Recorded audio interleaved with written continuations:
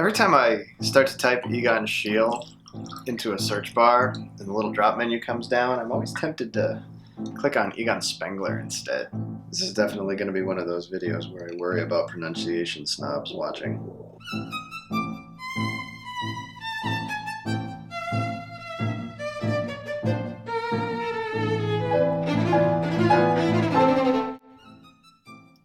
Hi kids! Egon Schiele is one of those guys who has always been good, but has gotten something of a cult following in recent years. His artistic style has had a lot of influence, so even if you haven't heard of him, you've probably seen work that was inspired by him.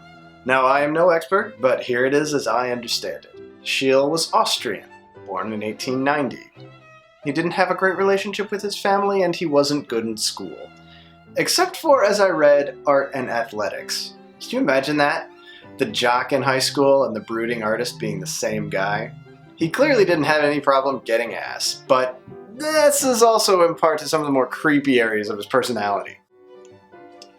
Schiele was working in a time when the Expressionist movement was taking off, and the Expressionism, like any major art movement, is broad, but the Expressionists were known mainly for distorting their subjects to evoke an emotional reaction.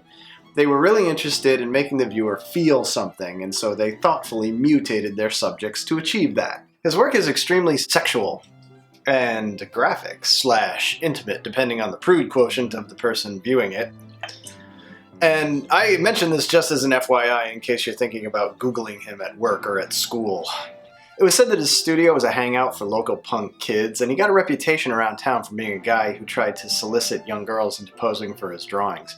However much of this is true is unknown. People that don't approve of a lifestyle have a tendency to vilify that person's reputation. You'll find this a common thing among artists of any generation. With regards to Schiele, however, certain drawings do exist.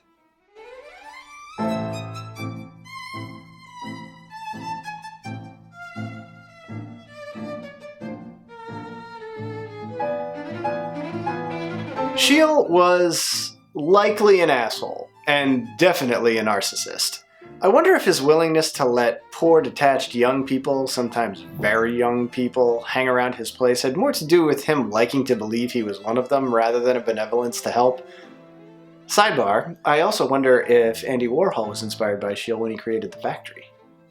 Schiele persists as an artist, not just because of the influence of his work, but because it's easy to gloss over the more dickish aspects of his personality and make him seem like a romantic figure.